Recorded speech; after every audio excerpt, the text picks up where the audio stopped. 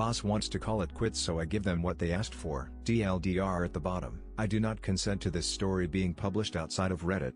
Started working for someone who had courted me, asked me to come work for them for 6 months. Agreed to salary request, company car, the whole nine. Thoroughly looking forward to the job since this was a former client, knew the person quite well, decent sort, etc. Work starts, all is good, I'm learning their trade and craft and providing my input and expertise. Unbeknownst to me at the time, things are tight financially for them, like, really tight. Nearing the end of the month, get called in, and I'm told I'm not dedicated enough to the job. Like, WTF. I don't take breaks, at all. I'm always early, constantly telling them I'm happy to work overtime, weekends, etc. Would love the OT, but I'm not dedicated enough. What? Lots of back and forth, me defending myself, not entirely certain why, and getting seriously pissed because I work like a man possessed. Then hits me with, we think we should call it quits. Huh? I don't understand. Go over the things I'm learning, stuff I've done. Nope, all that stuff is perfect, more than happy with the input, etc. Anyway, let's get back to work. They drop the entire debacle like a hot potato, and I'm left speechless and in a bit of shock. Oh well, brush it off and continue, albeit more aware of what I'm doing, how I'm doing it, and making sure to dot all the I's and cross all the T's. End of second month is coming, all is looking rosy, work is going good, we seem busy, I'm constantly busy, no real time to hang around and shoot the breeze, and then boom, into another meeting, same shit again. Seriously, WTF. This time though, get told I'm too expensive and costing them X amount per month to have me there. I go a little overboard and defend my position, stating they sought me out, not the other way around. I had a decent job before, same package, and although it wasn't ideal, it was paying the bills and I would have stayed there for years otherwise. Now you hit me with this shit? Like, seriously. And then I get hit with that same BS of, we think we should call it quits, same shit as before, call the meeting to an end swiftly after, when I start saying things like, well, fire me then. To be clear, nothing wrong with work performance, they say as much yet again, just the overall commitment isn't there. Well now, that's the second time. The second time you've told me that you want to call it quits. It quits in my head. Do that to me again. Tell me you want to call it quits. Just one more time. Third month. Things are not looking as good as month 2. Business is a little quieter. Boss has had flu and been a bear for most of the month. I've tried to stay out of their way on purpose, but making sure not to slack off and making sure I'm constantly busy. All good, I'm thinking. Well, not so fast, toolkeys. End of the month is coming, and wouldn't you know it, I get called in again. FFS man, can't I catch a goddamn break here? Anyway, play it totally cool and calm.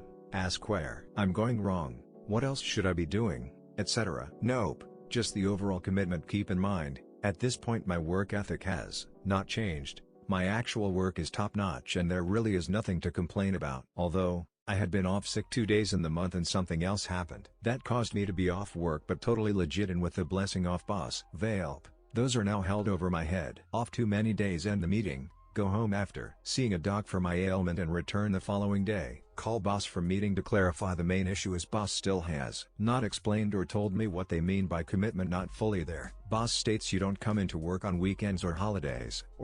You could have blown me over with aerogel. What in the actual fuck? I explained to boss that they stated, at the beginning of my employment, that we would not be working weekends and holidays. Fucking hell. Even my goddamn contract says as much, and that if there is work to be done on weekends and holidays that there will be time off and payment for it.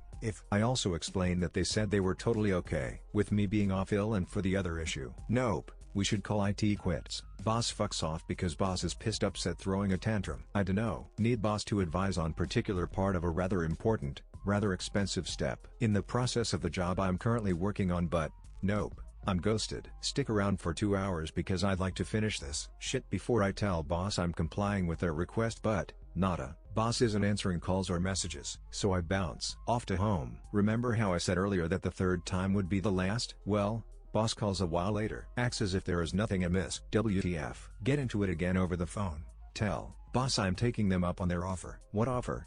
You know, the one where you said to call it quits. No, don't do anything rash. Think about it overnight and we'll talk in the morning. Yeah right. Well, I thought it over, and I thought I'd much rather not be treated like scum, and I'll take my shit and fuck off. You bit off more than you could chew and now I'm to blame? Get to work next morning. Ask boss if they want to talk in private or in general work area. Nope, we can talk in general area. Okay. Well, I've thought about it and I think it Best that I do take you up on your offer. Just pay me out to the end of the month and we're good. If not, well, I have recourse. No, all good, I'll pay you out. Took my shit and fucked right off. Left boss to deal with the rather important, rather expensive and very time-sensitive job I was busy with. Guaranteed to cost a good few thousand to get an extension if the job isn't lost altogether. TLDR boss courted me for months, couldn't afford me, blamed me, told me once too many times that we should call it quits. So I took him up on it. Side note, I'm starting up my business again, so it's no biggie to have left the job. It'll be up and running in time to pay bills and such next month. Also, I'm being purposely vague so as to retain a modicum of anonymity. Charges need to be pressed and compensated paid. I was reminded of this story after the recent passing of a former work colleague Jean. Jean was a keen cyclist in her 60s who used to cycle during her lunch hour. One lunch hour while cycling down the main street of our town, a car door opened and Jean struck the door. She fell onto the ground, sustaining minor injuries. The driver leapt from the car and started abusing Jean for minor damage to her car door. Jean tried to apologize, but the driver just abused her, demanding that the police be called and compensation be paid. A passerby helped Jean up. Jean tried to reason with the woman, but she demanded the police be called. The police arrived shortly after and heard the stories from both sides and the witnesses. The driver demanded charges be laid and the police officer agreed, charging the driver with a range of offenses. The driver got a hefty fine and license suspended. Jean's brother was a solicitor who sent a letter demanding just what the driver wanted: compensation. It wasn't much, maybe a couple of $1,000s. The driver promptly paid. Crickets be terrifying. TLDR-MC at the very end. A few years ago I got a new phone. I let the vendor set all of the notifications since I wasn't, and still I'm not really into phones talking or texting, and it seemed easier to let him do it. At the time I had a desk job and I would set my alarm to go off to remind me to do some walking during my breaks. Otherwise I would sit all day and have noodle legs while trying to get home at the end of the day. So the day after I bought my phone I go to work. Morning break I remembered without needing the alarm, so I shut it down before it could sound off. Lunch comes and goes. So then it gets to be late afternoon. My office partner and I are in our after lunch slow down. Not quite sleepy, but less than alert. Then my phone alarm goes off. After office partner and I peeled ourselves off the ceiling, I frantically pawed at the phone for a while before finding the shutoff for the alarm. The vendor had set all the notifications to Reveille. You know, the Army Wake Up trumpet song. I apologized to my office partner over and over again, WTF Condessa, TF, and let him watch while I figured out how to change all of the notification settings to something less alarming. I set it to crickets. I thought the sound was annoying enough to get me up and walking, and nobody is afraid of crickets, so I was safe there. Or so I thought. Office partner and I got a kick out of telling that story every chance we got, and it always got a laugh. Until one Friday evening I was leaving late, in the elevator with some other stragglers, and I get one of my rare texts. Granted, it sounded really loud in that tiny elevator, but I was shocked to see mean girl sneers on everyone's faces. One of the ladies says, "That's your ringtone?" Yes. And I tell the story of how it came to be. The default and end with "because nobody is afraid of crickets." More sneers and a sulky, "Some people are afraid of crickets," from the back. Then the one who spoke up, I guess she was the leader or whatever, begins to tell me how to change the volume and ringtone so as not to upset others. I'm not a phone person, so I would have been fine with that. The problem was that she added condescending to the sneer. That opened it up for the rest of the women to ramp up the sneers and condescending remarks. I basically shut down at that point because watching a bunch of 30-somethings turn into high school mean girls was freaking me out. Over a ringtone. Monday morning rolls around and I get called into my supervisor's office. She looked very embarrassed. So embarrassed that it took her a few tries to get out what she had to say. Apparently the mean girls have complained to their boss about my vile ringtone and insisted that she do something about it. She complained to my boss, and my boss had basically apologized for making me change my ringtone. So I went back to my office and told office partner the whole story. We stared at each other for a few moments before we started laughing. "I know what you are going to do, Condessa, go for it." Then I changed all of the notifications back to Reveille. Denial of service. You got it. Sue. I work in cybersecurity. One point I worked for a managed security services provider, or outsourced cybersecurity. Had a manager who was surrounded by yes men who worshipped him as awesome. Which, based on some stuff he showed, I wasn't impressed. But that's irrelevant. He wanted to start stealing malicious site detections by various vendors and resale the data as proprietary threat intelligence, culmination of data mined by actual threat researchers. Sorry, not steal. Redistribute for a fee. Anyway, I told this dude, you want this data as a report, not an email alert. If you do this as an email alert, you'll generate about 4 million emails in a day for just one of our customers, who will remain nameless. Bark bark, woof woof, reports aren't real-time enough, needs to be email alert. Cool. So to make sure I'm understanding clearly, you are saying turn it on. All of this conversation was via email, of course. You got it, boss. And I did as I was told. Later the same night I get added to a critical call. Customer identified an email coming from there seemed to the tune of 3 million messages and wanted to know why we enabled this. This same director asks me why it was turned on, telling the customer I'm the one responsible for building the ways we detect threats. Absolutely team. I apologize, I had attempted to have our leadership reconsider this requirement as it would adversely impact your environment to the tune of 4 million emails. Let me forward the communication to all of us on the bridge. Do you all want me to turn off this rule? Yes, absolutely. I just forwarded the email thread. Manager. Looks like you were the one who authorized and made the decision to turn it on despite the risk, and I went ahead and disabled the rule. Dude got promoted to VP and I was no longer involved in threat monitoring, so I'm pretty sure he controlled the narrative very well, but I enjoyed my moment of listening to the customer bring legal and discuss cancellations and repercussions. I left and am now the proud owner of a cybersecurity product for biomed and facility devices. Dig until you tell me to stop. Sure thing pops. Obligatory posting on mobile, so formatting blah blah blah. So now the story. This happened back when the earth was young and MTV still played music videos in the ancient age known as 1997. I was 13 and spending yet another weekend helping my dad with yard work and home improvement projects. Not complaining, I learned a lot about home repair, and rather than get a shitty teen job in retail, my dad paid me to assist him up until I left for college. Now just because I didn't hate it doesn't mean I was a little 13-year-old shit. However, on this day we were putting up a trellis in the garden for plants to grow up. Simple job: sink 2 posts, cement them in place and fit the trellis between them. My dad gave me a post hole digger, which if you're not familiar with looks like someone glued chopsticks to a pistachio shell so you could open and close it with a hinge. He showed me the spot for the first post and said dig it as deep as you can. So I went and made a foot-deep hole thinking that was enough to sink the 6-foot posts we had. He comes back and tells me not to be lazy and dig deeper. In fact, keep digging until I tell you it's deep enough. So that's where my malicious compliance came in. I knew he would be back from the garage in about half an hour, so I went to town on this hole. I didn't stop for a break and just kept digging until the post hole digger fit in the hole completely and I couldn't open it to lift dirt out. At that point I taped a spade to a branch and made the hole even deeper. When he came back he said something along the lines of let's see if you did it properly this time, and he drops the 6-foot post into the hole where it promptly disappears. There was a momentary look of shock on his face, then he started laughing, like bent over, can't catch your breath laughing. To this day I have never seen the man laugh as hard as that. When he was done he told me that I guess I did what he told me, but now I would have to figure out how to fish the post out of the hole. Luckily it was only a foot or so below the surface and we got it out easily enough. To this day my dad still tells this story as a warning about giving vague instructions. Don't you respect my schedule? Okay, this happened a few days ago at my work. I work as a monitor in a company that sells wholesale. We have rotating schedules, so if we have activities outside of work we have to notify them in advance so they can adjust our schedule. It turns out that this is not the first time that they have told me that I should give more notice. So a week before the next week's schedules were made I informed my leader about all my activities for the month. He clearly didn't like this, so he told me to send it to him in writing so he could remember and consider it for the schedules. Well, if it had happened like that I wouldn't be here. I needed to rest on a Sunday because that day I had baking classes and to come in the morning on Tuesday. When I saw the schedules I got angry. As always she did what she wanted. She gave me my rest on Tuesday and on Sunday she left me in the afternoon, from 2:30 to 11:00 p.m.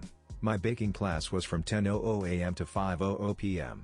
So it was literally making me choose between my class and coming to work. I was upset because it wasn't the first time it had happened and I always ended up trying to convince other classmates to change my schedule or break so I could do my activities. I was tired of always looking for solutions for the things she did wrong, and she also had the impudence to take her rest on Sunday. Here comes my malicious fulfillment. I decided to pretend that I never saw the schedules and miss Sunday. I hate uploading statuses to my WhatsApp, but I decided that this time it was a special situation. So I started uploading statuses from my baking class. When I saw that my leader saw my status I knew that I had won. When it was 3 in the afternoon my boss, my leader's superior, asked me why I had been absent. I told her that I had not seen the schedules and that since I did what the leader asked me to do, which was to notify her in time and sending him my schedules in writing. I assumed that he had respected it. I knew that I was going to ask my leader, but I also know that she has a reputation as a liar, so I knew that she would try to twist things in her favor. So I sent her a screenshot of the conversation in which I told her in detail about my activities. She thanked me and didn't say anything to me. The next day I found out that she was advised for that and I got away with it, without any repercussions. Then she tried to justify herself to me by saying that my boss had not approved the schedule. But it is evident that is a lie. I know they're not going to pay me that day I was absent. But it was worth it to get her scolded, and let's see if she understands that if they don't respect my schedule I'm just going to be absent and I'm not going to try to fix their nonsense anymore. Edit: for those who are wondering what happened next, I did not have any retaliation. That day I received a message from the manager of my area. She is above my leader, wondering why I missed work. I told her that I didn't know that I should work because I had already spoken with the leader, and I also told her that I had sent it to her in writing as she had requested, and I attached the evidence. The next day I found out that the leader was reprimanded by my area manager for not paying attention to those details, and now my manager is in charge of talking to her whenever I need a specific time so that my free time is respected. Haven't done the dishes in weeks. I'm not sure if this falls under malicious compliance or petty revenge or a combo of both, TBH.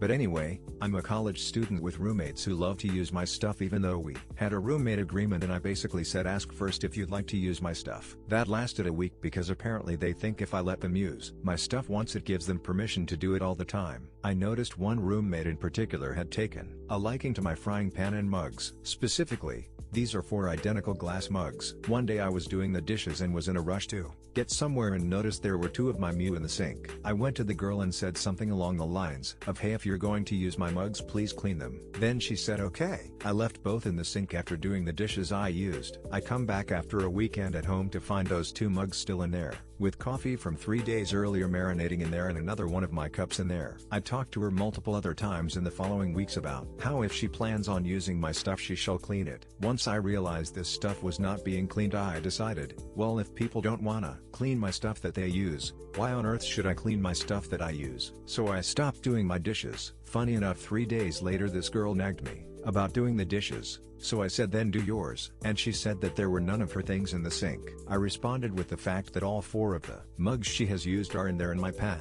She said those are your dishes. Her logic is basically if she doesn't own it she can use it without cleaning it. So I started not only leaving my dishes in the sink but using hers. Anyways, I haven't done the dishes in 3 weeks. If it bothers her so much she would clean her stuff that I used, but apparently according to her I have to clean them because I used it. Hypocrites are so funny to mess with. I cut lettuce how they wanted. I work somewhere that sells pizza. At my store we do not get the veggies pre-cut. We cut them by hand minus the mushrooms and black olives. This includes lettuce, tomato, green peppers, and onions. A customer ordered taco pizza. It is topped with cheese, lettuce, tomatoes, and chip crumbles. He called in after getting home to yell at an employee about the size of the cut lettuce. Then he came in and threw an absolute tantrum over the lettuce. Like full-on meltdown, cussing at the employees, yelling at other guests who were telling him to calm the F down. Well, last night he ordered again. In all caps in the notes he ordered. Online he wrote cut the King lettuce smaller. Q malicious compliance. I took the measured amount of lettuce out and minced the fuck out of it. It was basically lettuce confetti when I was done. Topped his pizza. He checked it before he left and said, "Are you fucking serious? This is ridiculous. I'm not paying for this and I'm never coming back again. You people are fucking stupid. I'm calling corporate." To begin with, it was like 1x2 and so not even that big at all. Literally no one else has ever complained. And the order description says chopped lettuce, not shredded, so we're cutting it to spec anyway. One of our teenage employees quipped to me that if he thinks the lettuce is so big they feel sorry for his wife. Smiley face, smiley face. I feel the need for speed. Many years ago I worked on checkouts at a major supermarket. I loved it. Chat with customers, flirt with old ladies, make them smile. I used to get Poet of Cousteau many years ago. I worked on checkouts at a major supermarket. I loved it. Chat with customers, flirt with old ladies, make them smile. I used to get Poet of Customer comment cards every 7-10 days, which was highest rate in the whole store. Some customers used to queue at my checkout on purpose. One manager and I never really got on. She was a really miserable, bitter old woman. She gave me a severe telling off as I was scanning stuff too slow. I asked if customers had complained. No complaints. I explained that I scanned at the speed for customer She threatened me with a verbal warning if I didn't get my scanning speed up. I wasn't slowest, but in bottom third for speed. Normally I'd have said go on, but I wanted to go on management training. So I decided malicious compliance and went as fast as I could for rest of shift and most of next shift. So fast my hands and wrists ached. 3 complaints that I was going too fast. Told to go back to what I was doing. Comment. Cards every 7-10 days, which was highest rate in the whole store. Some customers used to queue at my checkout on purpose. One manager and I never really got on. She was a really miserable, bitter old woman. She gave me a severe telling off as I was scanning stuff too slow. I asked if customers had complained. No complaints. I explained that I scanned at the speed for customer. She threatened me with a verbal warning if I didn't get my scanning speed up. I wasn't slowest, but in bottom third for speed. Normally I'd have said go on, but I wanted to go on management training. So I decided malicious compliance and went as fast as I could for rest of shift and most of next shift. So fast my hands and wrists ached. 3 complaints that I was going too fast. Told to go back to what I was doing before. I know you. Many years ago worked full-time at big superstore on checkouts. I also volunteered in a local civil protection light rescue unit. We did some training with fire service, exercises with Red Cross. I dated a female police officer for a bit, so knew few local police officers, a fair few of local fire service, ambulance, etc. One of the rules was no serving friends and family. If they came to till, press buzzer and wait for manager. One manager and I never got on. I served one of local officers I knew, Paul. Manager straight on my back about serving friends. I explained, no, not good enough. Got a severe telling off from that manager. Even demanded to know if I knew a regular customer just because I said hi Sandra, hi Laura, and they greeted me by name. So I deliberately asked, anyone I know I buzz for manager. I then had a couple of days off including training night. So I discreetly told a few rescue unit members that when they came in to ignore what I told them before, I wanted them to deliberately come through my checkout. Messaged mate at local fire station. Messaged my ex the police officer to password out and passed message to someone new at local Red Cross. Next 2 evenings, Thursday and Friday, which were always busy, it was carnage. Buzz, this is Heather, local police officer I know through rescue unit. Buzz, this is Alan, local Red Cross, I know him through unit. Buzz, this is Rick, he's in rescue unit. Buzz, this is Sally, local paramedic. Buzz, this is Dee, county emergency planning officer, know him through rescue unit. Buzz, this Glenn, firefighter from ABC station, know through rescue unit. Buzz, this is Frank, paramedic, know from rescue unit. Buzz, this is Tony, firefighter from XYZ station, know him through rescue unit. Buzz, this is Ben, local police officer I know through REACU unit. Buzz, this is Julie from rescue unit. Buzz, this Alan, local police inspector I know through rescue unit. Pulled aside by manager who I got on with on Friday about 8 p.m. on my way to my break and told you can stop buzzing for people you know from rescue unit stuff. Just buzz for family or close friends. We'll let you use your discretion. I made a new account just like you told me to. Okay, so I don't know if this technically counts as malicious compliance, and if it's not, oh well, it feels like it is to me. So a few years back I got addicted to The Sims, and this is when the Origin launcher was still around. Started with Sims 3 and then got hooked on 4. On 4, still a great game. My issue really resides with the login services, so like many other people who play Sims probably I have a tendency to binge on it from anywhere for a few weeks to a few months and then drop it like a hot potato for a couple months before coming back to it. The issue is every time I did I'd come back to, oh, your credentials have expired, please go to the EA website to enter new credentials. I go there, I'd log in, same message, oh, your credentials have expired, please send a request to change your login information, so on and so forth. I would never receive the email, and I know it was the right email cause I only have one email, which led to me having to call customer service cause I paid money for these games. I want my games. At the time it was a song of dance and wait anywhere from an hour to 3 hours for them to huff and puff and eventually get me my login credentials back so I can play. The last time I had to do it, that the phone operator just kind of huffed after everything and said next time just get a new account. Seemed really weird and aggressive to me, but I don't work on phone service, what do I know? Sure, but sure enough, not even a month later, your credentials have expired. This is about the 5th time I've had to do this song dance, so I thought, you know what, screw this, I uninstalled everything. At this point it was just I was frustrated, I was mad, money didn't matter to me at this point, so I went to see and I bought The Sims 4 and I made a new account, and now every 2 or so months when I come back to The Sims and they try to tell me, oh your credentials are expired, I log in through Steam and it works. So yeah, I just got a new account. Thanks for the advice, and anyone who routinely has this issue, please get your game through Steam so it can force the EA server to work. It can stop logging you out and keeping you blocked out. If you're living in my house, you'll follow my rules. My male hair got quite long when I was in my senior year of high school. In a pearl-clutching southern town, This got me a fair amount of flack, but the worst was for my dad. He'd always been kind of a tyrant, and his anger was unbearable in my later teens, so I avoided him as much as possible around the house. One day he decided he'd had enough of my long hair, so he walked behind me with scissors and snicked them menacingly. I jumped up and snapped at him and he shouted back something to the effect of, "If you're living under my roof, you'll follow my rules." So the next day while he was at work I moved out. I didn't even say bye. Living in my own apartment while in high school was fun and had some perks. When I skipped class, the school would call my apartment to tell me, "Your child was not at school today lol." Added he didn't actually cut my hair. Also, the fallout was that he was a lot better to be around from then on. I think he realized that if he wanted to have a relationship with his son, he was going to have to not be such a you-know-what. Legal tender. When I worked at a gas station in the late 1900s during graveyard, I had this guy come in and bought a candy bar with a 100 bill. "Really? You don't have anything smaller?" "I'm just trying to break the 100, don't be a jerk." "Fine, just this once." Few days later guy comes back in, grabs a candy bar and I see he has other bills in his wallet. Puts the 100 on the table. "Sir, I told you last time it was going to be just the once. I see you have a $5 bill. This is legal tender, you have to take it." "Okay." I reach under the counter and pull out 2 boxes of pennies, 50c to a roll, $25 to a box, 17 pounds each. "Here is 50, do you want the rest in nickels?" "What is this?" "It's legal tender, I can choose to give you your change however I see fit." "So, do you still want to break the 100 or the 5? I'm calling your manager." She gets in at 8 a.m. "Sir," but doesn't take any calls until 10. Level that entire field?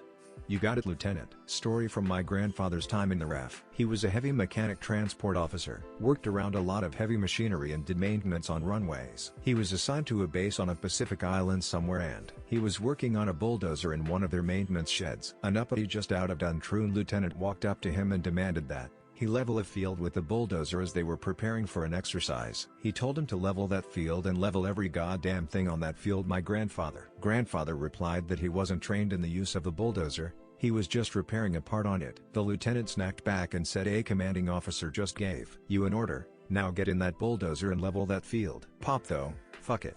What's the worst that could happen? And he jumped up in that dozer and started leveling the field. Here's where it got malicious. In the area of the field there was a brand new jail that had been constructed. It was a temporary wooden building for use while the Air Force waited for supplies to build a more sturdy concrete building. The construction had only been recently completed and nothing had been moved into the building yet. Anyway, during his journey to flatten the field for the lieutenant's exercise, my pop accidentally clipped the wall of the jail and caused it to begin collapsing. At this point, he knew he was fucked. He was going to be in trouble no matter what he did. So he thought, well fuck it. The lieutenant told me to flatten the field and every goddamn thing on the field. Pop just ended up bulldozing the entire jail and flattening it out along with the rest of the field. He ended up being court-martialed for destroying RAF property. He represented himself and only asked that he question the lieutenant that asked him to do the work on the field. "Lieutenant, did you ask me to level the field with a bulldozer?" "Yes. But I didn't tell you to level the jail as well." "But you did instruct me to use the bulldozer." "Bulldozer to level the field?" "Yes, I did." "Lieutenant, did I warn you that I wasn't instructed on the use of the bulldozer?" "Yes, Bu Lieutenant." "Did you tell me to level everything on that?" "Everything on that field?" "Yes, Bu Lieutenant." "Is the jailhouse on the field that you instructed me, someone not trained in the use of a bulldozer to level?" "Yes, Corporal, the jailhouse is on that field." The only trouble my pop got into with this one was the adjudicator of the case told my pop to listen far more carefully to the orders of a superior officer. Make it so a person with zero knowledge could understand it? Okay, my previous workplace was an NGO hired me to do what was deemed an impossible task, reaching to and gaining the support of several groups that are notoriously difficult to recruit. It was a pretty critical point, with over $1.2 million funding depending on it. Not to brag, but this is something I am actually expert in, one of very few in my country. I got to work, and used some pretty unorthodox methods. Initially management seemed to be fine with it, since it proved extremely effective. Within 8 months, the organization moved from being irrelevant at best, to having a small army of volunteers, active groups and vocal ambassadors, and gained a reputation for being the most radical and interesting player on the scene. The thing is, this success was because I was there to cover for the organization's irrelevance. As long as they don't implement some deeper changes, this is as good as it will get. Except nobody seemed very interested at implementing any deeper changes. In fact, they began doing increasingly more problematic stuff. Think public racist comments by staff members, making it harder and harder to maintain the support. I kept raising the alarm that this will not end well, and at some point, this and my less than standard methods annoyed management enough that they decided to fire me. I pointed out to my manager that, if they don't want to lose all of the work, they'll at least have to recruit someone with similar experience, which is going to be very difficult to do again. Very few experts on this. In response, my manager demanded that I write down a document for my future replacement, and, specifically, that I make it so a person with absolutely zero previous knowledge could understand it. Zero knowledge, you say? All right. I sat down and wrote an extensive document, which included nothing but the most obvious, basic and offensively unhelpful information. No, you cannot call people slur. No, not even when they aren't present. Phrased as if it was written for a third grader. If they hire someone competent, they won't need the document anyway. If they hire someone clueless, well, they'll probably be able to understand it. I ended my employment there in September, but stayed in touch with some of my former crew. By the end of November, half the volunteers I recruited dropped out. The 200 people involved in one of the flagship projects just stopped showing up. The assistance network stopped responding altogether. An attempt was made to continue one of the other long-running projects, but since they didn't know how or why it worked, it flopped gloriously and stopped running after one more session. The annual fundraiser I started failed to have any relevance when they attempted to copy it this December, and only 7 people showed up. 3 of the groups decided to exit and operate under a different host, after also going public about the management being both out of touch and abusive. Oh, as of today, it seems like they lost the $1.2 million funding, too. Make it too expensive for indie filmmakers? Fine.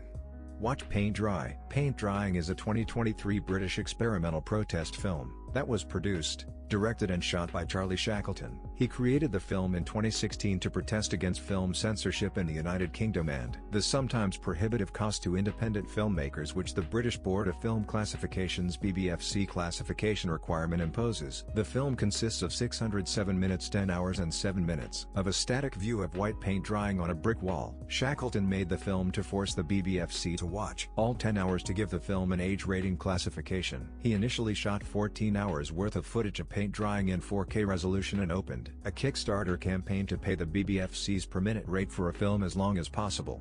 Make me feel bad? Get to feel extremely embarrassed. I work in asset financing for motor vehicles and land mostly. How it works is you find a nice piece of land or a nice car but you don't have the full asset price. We buy the asset for you and you repay us within a specific period of time with interest. And we give you the deed to the property after you've cleared the loan with us. I'm just laying the foundation here. Well, I got to work at a customer service role for the job and a client comes to request for his deed, in this case a logbook for his car, as he had cleared his loan. I check and find that his deed is not ready and I asked him to come back in a couple of weeks. The client didn't want to hear this as he needed proof of ownership for his vehicle and he wanted the document in that instance. I completely understood the client, though I couldn't do anything other than escalate the issue to the manager of the relevant department in the hopes that he'd figure something out. I went to his office and gave him a brief recap of the situation and he said I was incompetent and lazy cause I couldn't handle the issue properly and I have a habit of escalating unnecessary cases to him. This is coming from a guy who doesn't pick calls during working hours and spends most of his time on YouTube and TikTok. He also gets mad when you go to his desk for anything, especially work stuff. He asked me to get the client and watch how easily he could solve the issue. Turns out the client was more than he could handle cause the client started shouting at him as soon as I'd ushered him to the office. The manager started with the BS of it's the government causing the delay and he needs to be patient. I was watching this and thought it couldn't get better. The client stood up and slapped the manager and scattered the contents of his desk all over the floor. Other staff heard and security escorted the client out. I'll never forget the looks the manager gave me after things had settled. He rarely speaks to me now and handles my escalations quickly and better. I always have a big ol' smile on my face when I recall this. English isn't my first language, you also please excuse the errors, lol. Minor malicious compliance that felt really satisfying. I 17F am a very outgoing person. I'm super extroverted and jolly around I meet someone. I'll greet them with a big hug and a smile on my face. To be honest, most people are really happy when I hug them, and that makes me want to do it even more if that makes sense. A few weeks ago, a friend of mine, let's call her Tam, saw me hug a mutual friend. She immediately said you greet people as if they're your long-lost lovers. God, that is so cringe. I've been told it's cringe in the past, but the long-lost lovers thing was new, so I decided to do a little bit of mischief. When I showed up to class next day, I hugged every one of my friends except Tam. When I'd hugged everyone, I walked over to Tam and I just shook her hand real slow, making eye contact the whole time. The awkwardness was palpable. This was 3 weeks ago, and now Tam nearly begs me to hug her because the handshake is somehow awkward. I just say nah, you said it was cringe. I don't know whether it counts as malicious compliance, but goddamn, I love the look on her face when I shake her hand. Edit: no, I don't go around hugging strangers. I don't hug people that have told me they don't like physical contact. No, I don't hug random men. My academy is an all-girls one, so no strange guys whatsoever. My shitty ex-boyfriend putting a shelf on my bedroom wall. We were dating for 1 year when this happens, more than enough time to know how big of a mistake it would be to suggest him how to do anything. I tried, though, by making a laid-back joke about how, as gays, we may struggle with the drills, measures, balance and shit. So, let's make it the easy way and put a table next to the wall and, above that, like, 2 or 3 shoe cardboard boxes. Above all that, finally, the shelf itself. Make some dots, drill and voila. His answer was like, no. What we gonna do is you will hold the shelf against the wall. I'll take distance and say when it's balanced. Now, you have to make sure to hold it firmly as I mark the wall, so it won't move. Sigh: you know what? That sounds nice. Let's do that. When done, we both lay down on my bed. The height of the ends of the shelf were so different that he basically installed a slide on my wall. I loved it. He didn't spoke a word about it. Never. But his eyes.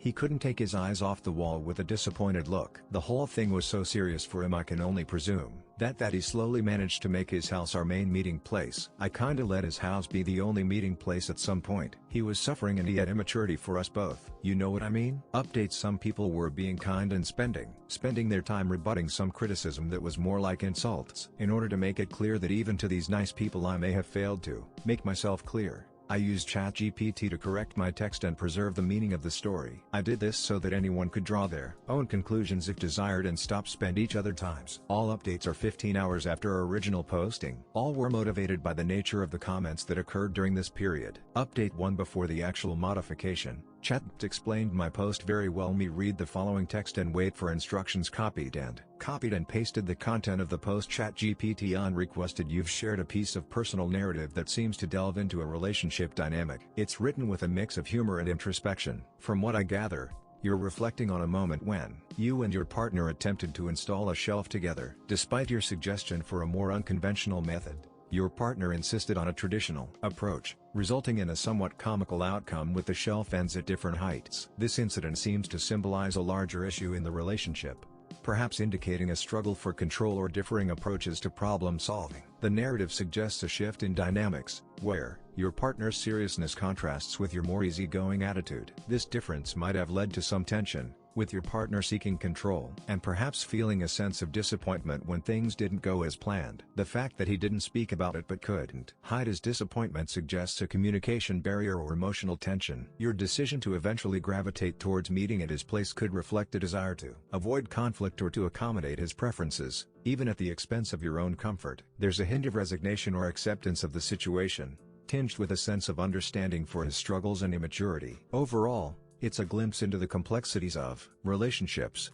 highlighting the interplay between humor, communication, and compromise. It seems like you're navigating the ups and downs of the relationship with a mix of understanding and self-awareness. Update 2: following my instructions, Chat demonstrated that I was not objective. Despite the post being easily interpretable, me instruction: rewrite the text I sent you so that it sounds more conversational. Make the fewest changes to achieve this goal. Use the same language in which the text was written. ChatGPT: we'd been together for a year when this happened. That's enough time to figure out suggesting anything to him would be a mistake. I gave it a shot, though, cracking a joke about how us gays might struggle with drills, measurements, and all that. So, let's keep it simple. We'll just put a table against the wall, stack a couple of shoe boxes on top, then the shelf, mark the spots, drill, and voila. But his response was like, nope, here's the plan: you hold the shelf, I'll step back and tell you when it's level. Your job is to keep it steady while I mark the wall. Sigh: you know what? Sounds good. Let's do it. After it was done,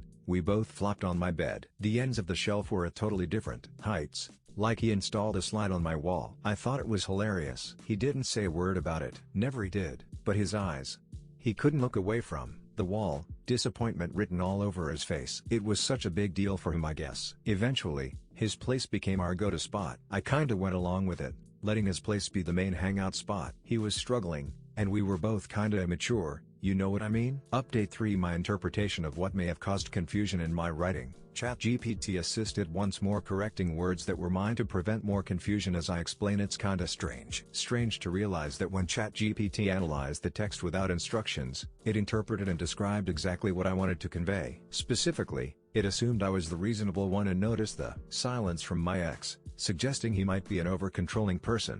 But with the instructions, the new text clearly shows I wasn't being objective about pointing out that I was fed up with being ignored. Not only did I want to, but I also knew how to make my ex feel bad, simply by going along with his bad idea. I'm all about declaring my biases. 3. Haha. Update 4. A lot of people got stuck in the way I use the word balance. Lots of suggestion for me to buy a level. Some assume I didn't know what it is or didn't know how to use it. ChatGPT, ironically, didn't have trouble with that detail. I know what a balance is and I know what a level is. Read update 1 if the word is preventing you from understanding the original post. Update 5. Final considerations. No need to feel sorry for me. If something makes you uncomfortable, you shouldn't have to read it. But sometimes we've gotta dip our toes into things we don't like to realize why they're unpleasant. That being said, anyone who tries to insult me instead of just downvoting or staying quiet probably isn't really reading properly. I'm not trying to label them as mean or anything. To those who fit the bill, I'm just saying you are lazy. Fix it.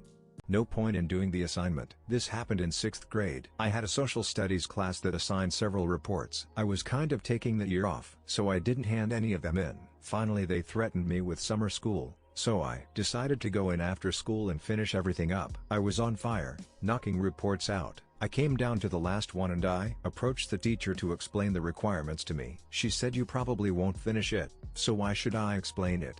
At the point I knew I would pass without the final report, so I just said, "You might be right," and walked out. Walking home never felt so good.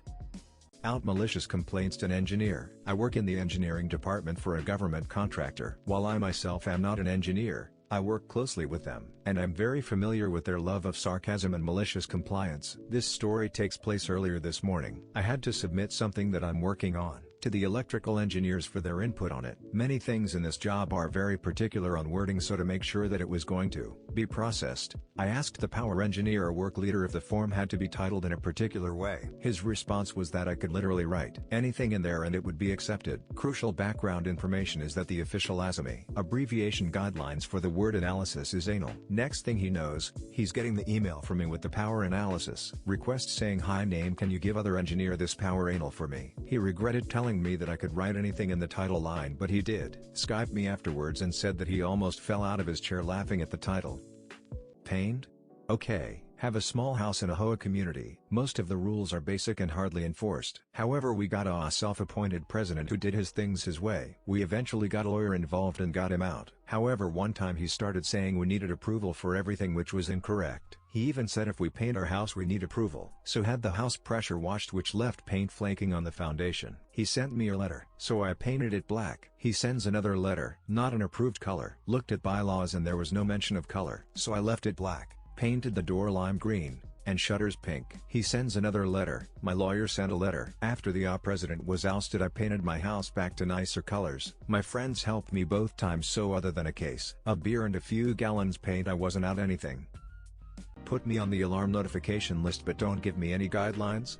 Good luck. My employer was a medium-sized business, approx 50 employees at the time, and I happened to live right across the street about 3-4 miles from our office. Shortly after I started working there, they asked me if I would mind being listed as a contact for the burglar alarm, since all of the facility's admin people live pretty far away and I was right across the street. They said anytime the burglar alarm goes off, someone has to drive over to meet the police. Don't ask me why, I don't really understand the policy. At the time, I was a young naive recent college grad and figured I would try to be helpful and told them I didn't mind. Our internal company policy was if you accidentally set the alarm off, you immediately call the people on the alarm company's list, in order, so they know it's a false alarm and they can tell the alarm company to ignore it. At the outset, this worked pretty well. I'd get a few false alarm calls a year, but I'd always get an apologetic call from the employee that set the alarm off, so I would just tell the alarm company to ignore it. Then the company started growing and we started having more and more false alarms as we had new employees that would forget about the alarm,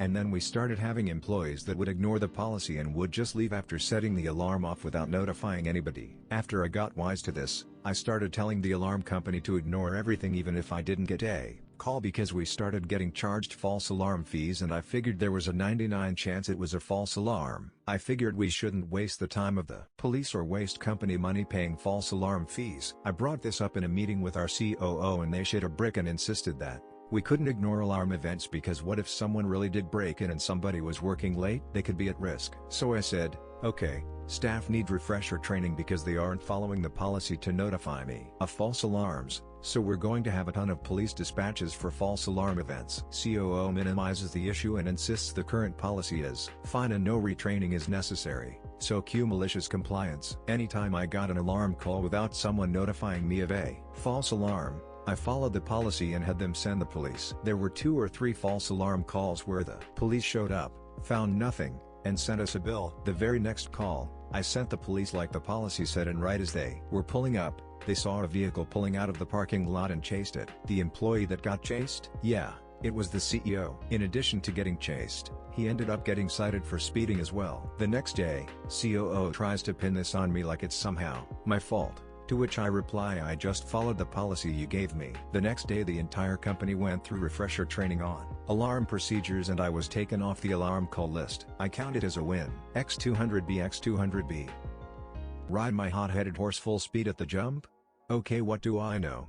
Back when I was 16 I was a regular at our pony club. For those who don't know, that's a club where you bring your own horse or pony and get riding lessons from instructors. Our sole instructor was interesting. If your parents were useful to her then you got a free pass, but if not you bore the rough edge of her tongue and were set up to fail. You can guess which camp I fell into. My usual mount was not a jumper, and this day we were concentrating on tricky jump spreads and pacing, so I borrowed a friend's backup horse who was a known spicy ride. The owner was adamant I not wind him up, as he would lose his mind and go full throttle. So I'm carefully taking him around the course, dropping to a trot between jump approaches, then gunning him a little just before the jumps. Exactly as his owner wanted, and we were clearing the jumps just fine. Instructor will call her D tells me I'm going too slowly, and to keep him at a fast canter the whole way. I respond that he will get overly excited if I did that, and we went back and forth a bit. Finally D roars at me that she's the instructor, I'm just the rider, do what I'm told or go home. Gun it, she yells, so I gunned it. I heard his owner's gasp from across the ring. Somehow we cleared the first jump,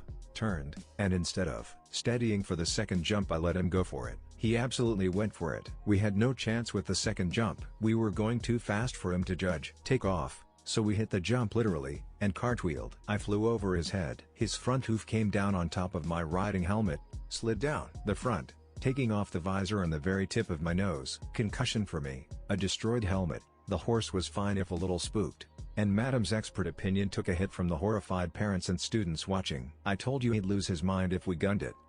Selling on FB lowballed accepted their offer and had them meet me at the local pub. When I list something on FB Marketplace, I do it with the intention of selling it basically right away. What does this mean? It means my price is low, sometimes too low, and firm. I don't budge on price, but that has never mattered. They always buy it at full price anyway. I absolutely hate getting 50 is it still available messages. When I get one of those, I just delete and ignore. A few days ago I was selling a set of new takeoff tires wheels. MSRP was in the $2,500 range. Used prices were in the $1,500 $2K range. I listed these at $1,000. Within an hour I had probably 20 messages about them. My response is always the same: the price is the price. I will not hold them. First come first serve. One of the guys who messaged me offered $250. These are a slow sell at $2,000. But a near instant sell at $1,000. There is no world where $250 was an appropriate offer. So I told him that, my word for word, punctuation for punctuation response to his offer was no. But that didn't stop him. He justified his offer by sending several listings showing other tires, etc. So I blocked him and moved on. Fast forward 10 minutes and I get another message from a different FB account with the same offer. This guy was now using a second FB account. So I blocked this second account, and then he did it with a third account. I was done at this point. Clearly I couldn't win by just blocking and moving on. This guy was relentless. His strategy was to literally annoy the living crap out of you until you just said yes. And blocking his accounts wouldn't work. Who knows how many accounts this guy had. And so I did what any other sane person would do and accepted his $250 offer. I told him I would take his $250 offer, but that he would have to meet me later that night as I was currently busy. He said that he was about a 2-hour drive from me and asked to meet halfway. I said no. He was eager to make a quick buck off of me, so agreed to drive to me. There is a street in our town that has a few pubs on it. 3 of these pubs are within about a half mile of each other, kind of set up so you park on the street and walk between them. And these pubs are usually busy by 11 p.m. By busy, I mean there is zero parking anywhere. You usually have to park at least a half mile away and walk to the pub. And so I did what any sane person would do and set the meet for 11 p.m. at one of these local pubs. I sent him a message at around 10:45 p.m. and asked him to meet me in the pub and we could walk over to my truck and grab the wheels tires. He messages me at 11 p.m. and told me he was out front. There is no way to park out front without blocking the entire street and traffic is usually heavy at 11 p.m. Meaning he couldn't just wait out front, he would have to move. So again, I did what any sane person would do and waited until about 10 minutes after 11 p.m. to message back. In that 10 minutes, I received no less than 20 messages from him. These messages painted an amazing picture as he grew more and more frustrated as he sent screenshots of his location asking if he was in the right place as he kept telling me he would drive down the block and circle back. You get the point. 10 minutes later, I said a simple sorry about that. Didn't see your message. I'm at the bar in XYZ pub. Just park and come in, I'll grab you a beer. He accepted the offer, parked what I assume was 1-2 mile away, and walked to the pub. 10 more minutes of me not responding and 20 messages later, I said a simple sorry about that. Didn't see your message. I walked down to PDQ pub probably 500 yards away thinking you may be there. Meet me down here? Fast forward until right around midnight. I had made this man drive 2 hours one way, walk at, go into all 3 pubs, and curse me every way to Sunday. And he was still 2 hours from home. So I did what any sane person would do, and turned off FB notifications and went to bed. Oh, and the wheels and tires sold earlier that day for exactly $1,000. Should have pre-approved my remote day due sickness? Okay, this happened in my old job, and I was reminded it today. Thought it would fit here. In my old job we had a great boss, and hybrid work. If we had any reason not to come to the office, just a message to him and extra remote day would be approved. Then he was let go, and we got a new boss, who was exact opposite of her predecessor. This happened a few weeks after our old boss was let go and his boss became our new boss. One morning I wasn't feeling well, too sick to travel to the office but not too sick to work from home. I had couple of remote meetings with customers, so it was just easier to me to work while being a little sick than try to reschedule. I spoke with my boss in Slack, and our conversation was like this. Me, good morning. I have a sore throat and a slight fever. I'll be working from home today, so no need to reschedule anything. Boss, our employer handbook clearly states that remote days are Tuesday and Thursday and exceptions need a pre-approved by the manager. I was pissed. Is she really trying to force me to the office even I'm sick? Or what was her motive? But then it hit me. It doesn't matter, and our discussion continued. Me, oh, sorry. That's true. Me, I have a sore throat and a slight fever. I'm unable to come to the office, so I'm taking a sick day. Could you ask someone to reschedule the meetings with customer A and customer B, since I'm recovering at home at least for today? Me, the employer handbook states that I can take 3 sick days in a row without a doctor's note, but I'm willing to make an exception if you want to, and get you one. Do you want it? I was left on read for 10 minutes. She started typing, deleted the text, started again and deleted it again. She was active in our chat for entire 10 minutes until I finally got a response. Boss, no, that won't be necessary. I'll ask someone to reschedule those meetings. Get well soon. My colleagues almost died on laughter when I told them why I'm having a sick day and not just work from home. Our boss didn't like me after that, but the feeling was mutual. I left the company later for a new job, but not before she was fired. Edit formatting edit 2. Thank you so much for upvotes. Several people are asking for why she was fired. I wrote it in one comment, but I'll write a longer version here. She was commercial director. Last year before she joined the company, it made €606K profit. In her first year, €413K. Second year €1K and she was fired at the end of the third. Numbers aren't public yet, but they are similar to the last year, if they somehow managed to stay profitable at all. She had previous experience from companies over 20 times bigger than that, and she was hired to help the company grow to the next level. Unfortunately, her skills were just to implement heavy processes and stiff organizational model. Her commercial department had 7 people working under her, and there was 4 sub-departments: sales, productization, account management, and marketing. 4 in sales, 2 in productization, 1 in account management, and marketing was handled by an outside contractor. We had 26 employees in total. We in sales were completely in new business, and after we had a signed agreement, account management took the contact role. Our former boss was head of sales, and he suggested that salesperson could be the contact for the first year, or even handle possible upselling, selling more to the current customer.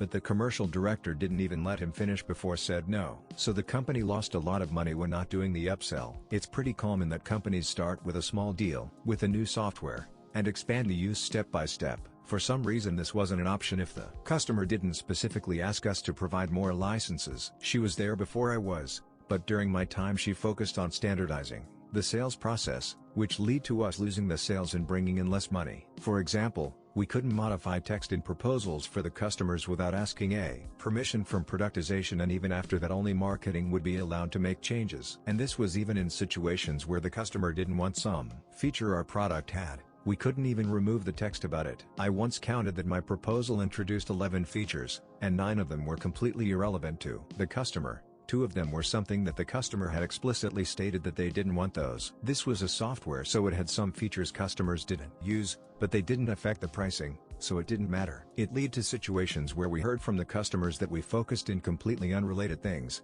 not those which were relevant to the customer, and their board chose another vendor, even if the internal champion believed we were much better, which we said would happen before this new model was implemented. Some other standardizations lead to the situations where owners asked something for us to do something, and we had to decline since we weren't allowed to do that. They respected her role, even when they didn't agree with her decisions, but it's hard to believe that it didn't affect her termination. She costed about €2 million to the company, and that doesn't even include her salary. And for the top of that, she turned the company culture to something the owners didn't like. So she was expensive, difficult person and hard to work with.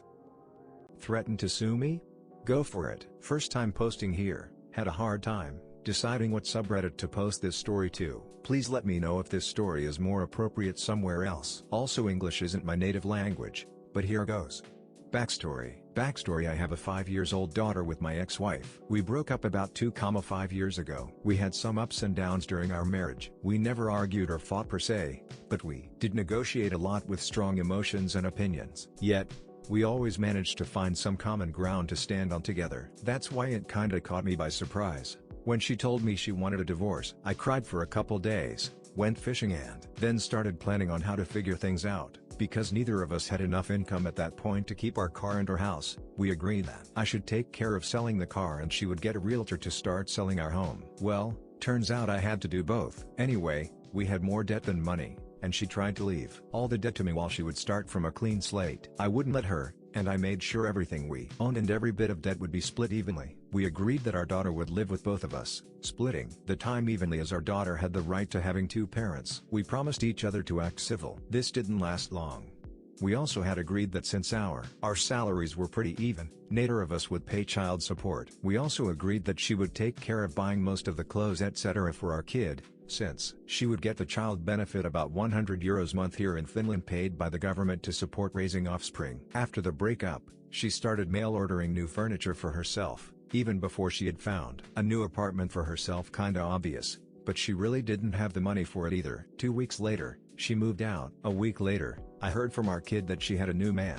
I didn't really care, just raised some eyebrows. She would often call in sick to her work, usually BS reasons, and when her boss gave some feedback, she didn't fix her attitude but instead she just quit. She applied to a school and got in. After about 2 months, she quit the school too and started demanding me to pay child support. We got a professional to weigh in, and agreed that I still wouldn't pay a dime to her, because she herself had caused her income to collapse. As a goodwill act, I offered to pay for our daughter's insurance. I thought the matter was settled, but then she got pregnant for her new man a few months after our breakup. After our divorce was final, there is a 6 months reconsideration time before the judge calls it. She married her new man. These things empowered her into demanding for money again and again and again.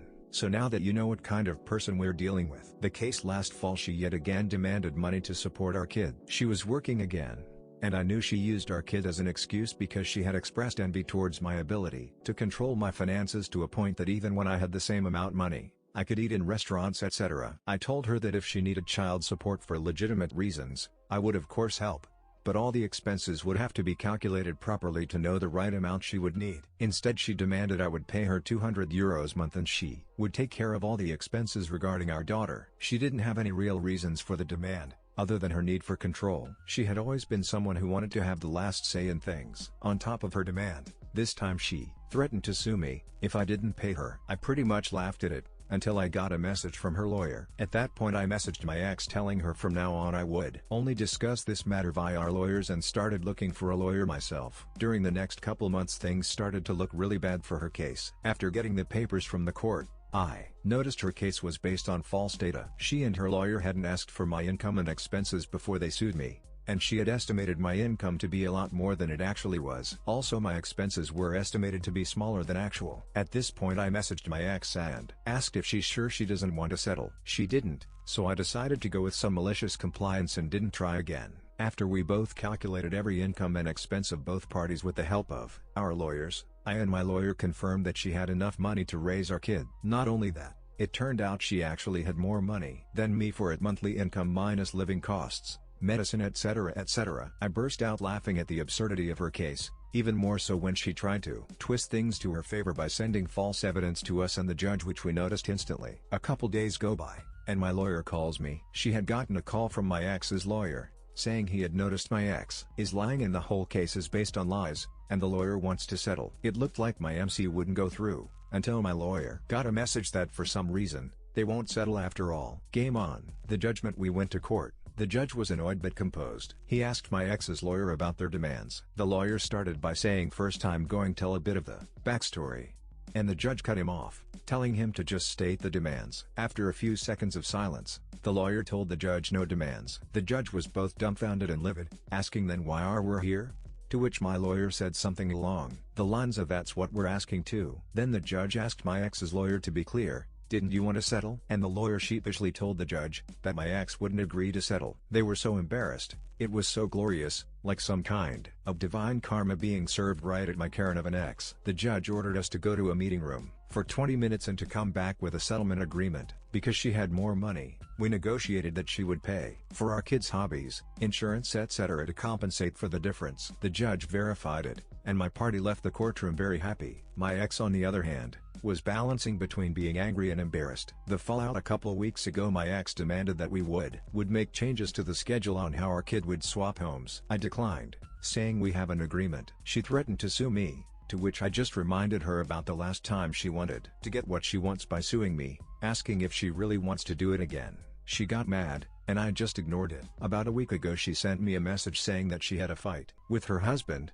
Police were called because she attacked him and she wanted a divorce. The police had to inform Child Protective Services, since there were kids present, mine included. Basically her whole life has gone down the drain. 2 kids to different fathers, 2 divorces before she has even turned 30, a lot of debt and expenses, and looks like our kid will be spending the majority of her time at my place, which is what our kid has wanted for the past 2-ish years. TLDR ex-wife wanted money for BS reasons and sued me. If you want to sue me over BS, be prepared for your life to turn into BS. Also, now you have to pay more than half of our kids' expenses. Treat your employees like garbage?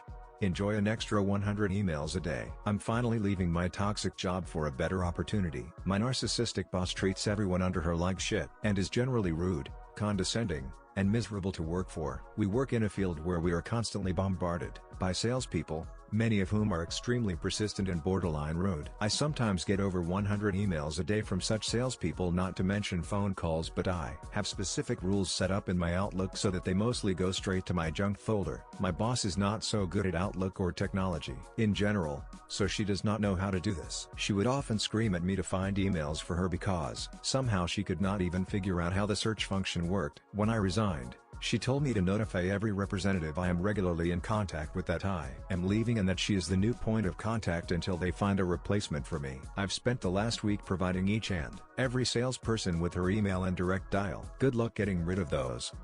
When my ex learned to not ask me to do anything for him anymore. A bit of a backstory: I divorced my ex a little over 9 years ago after 14 years of marriage. I won't go into the specifics as to why, but suffice it to say he was a lying, cheating jerk. Early on during the marriage I tended to not be all that assertive until I finally had my fill and grew a backbone. He hated that. He did not like hearing the word no from me or in doing things my own way. So fast forward to a month after we were officially divorced. He was in his new place and I was in my house, formerly the house we shared with our sons, but he still had a ton of his stuff there. Stuff I didn't want even though I paid for a lot of it, but stuff I knew he really wanted. He finally reached out and demanded, not asked, demanded I send him his stuff. Just toss it all in boxes and send it over to him. His exact words. Mind you, he was only about 10 miles away from me. at that point and could have easily come over to do it himself. He didn't want to do that because he'd have to see me, something he was actively trying not to do. Cue the MC. Now a lot of what he had were collectibles, no details,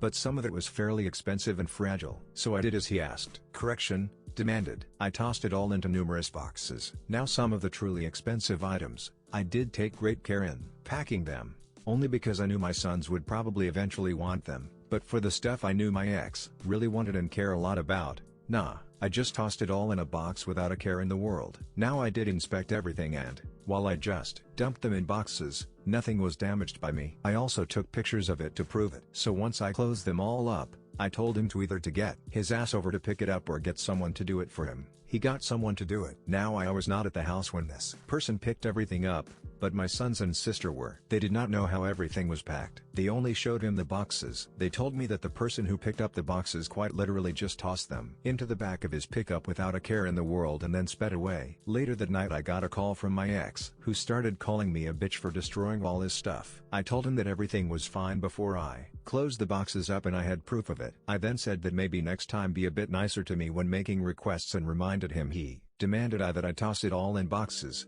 but he didn't tell me to be gentle in doing so. I hung up on him and proceeded to enjoy my celebratory glass of wine that evening, hoping that he was enjoying the shattered remains. Added fixed a word. You want me to stay in my station?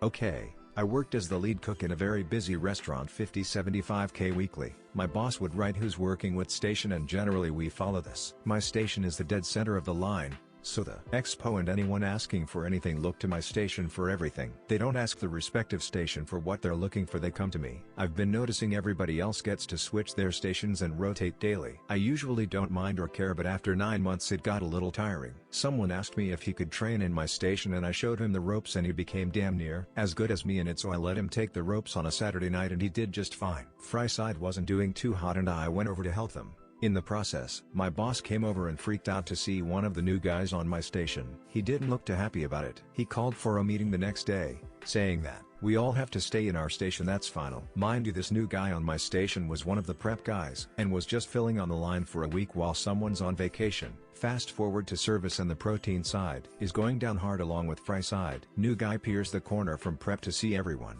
in the weeds and I have no tickets on my printer. I look at my boss, then look at him and tell him to stay put in prep, that we must stay in our stations. Whole line fell and it was glorious to tell my boss to stay in his office and he knows nothing about the kitchen or how to run a line. He went to reply and I shut him up quickly with, your station is in the office, fucking stay in your lane. Update, the place is called Bonefish Max in Port St. Lucie.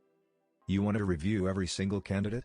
You got it, babe. This is the best time that my warnings went unheeded and made the client regret ever asking. I worked in recruitment for 9 years, and a few years back I had a new client hiring manager and she didn't like abiding by the rules set up for the recruitment team. For one thing, we reviewed the applicants, interviewed the best qualified candidates, and then submitted them to the hiring manager for consideration. Well, this hiring manager couldn't understand why we only sent over 3 candidates in a week. Honestly, she's lucky as some positions did not garner that many applicants. I explained that we submit 3 candidates for every 1 position available. This ensures that the hiring manager's time was considered when scheduling next step interviews. This wasn't just a standard I set. It was approved by our company's DA bosses, and frankly was standard at another place I used to work as well. Hiring manager, that is absurd. I want to review all of the candidates so I can tell you whom to pre-screen and then you schedule their interview with me based on my availability.